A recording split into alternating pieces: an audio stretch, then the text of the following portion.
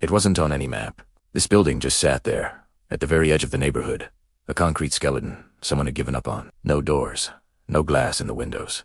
Just these dark, gaping holes and sharp angles. We'd passed it before, and that alone made it suspicious. This time, our orders were clear. We had to go in and clear it.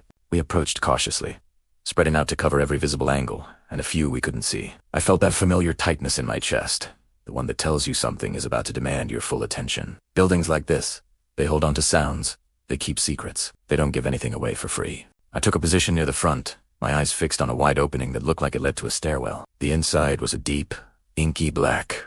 Even with the daylight pressing in from behind us, I found myself listening more than I was looking, waiting for footsteps.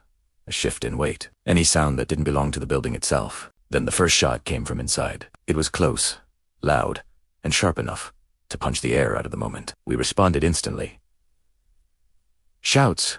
Return fire! I moved to cover, pressing myself flat against the wall, leaning in just enough to engage the opening. Dust exploded from the concrete as rounds slammed into the wall near the stairwell. The building answered us with echoes, making it impossible to tell where the shots were truly coming from. We had to push in. The air inside was stale and thick, smelling of old cement and something that had burned. Every step felt deliberate, heavy with consequence. The stairwell was narrow, the angles all wrong, forcing us to expose ourselves more than we ever wanted to. I covered the upper floors while my teammate moved.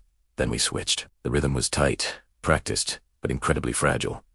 Halfway up, fire came down on us again. Short bursts, quick movement. It felt like resistance designed to slow us down, not to win. I fired back into the shadows, controlled and steady, trying to create space where none wanted to exist. My heart was pounding so hard I could feel it in my ears, but my hands, they stayed calm. That contrast always strikes me later, in the quiet moments. At the top, everything collapsed into a few chaotic seconds. Shouting, frantic movement, all that confusion compressed into a tiny space. And then, just as suddenly, it was over. The silence that followed felt wrong, like the building itself was holding its breath. We cleared the remaining rooms methodically, touching walls, checking corners, saying very little. When we finally stepped back outside, the sunlight felt too bright, almost blinding.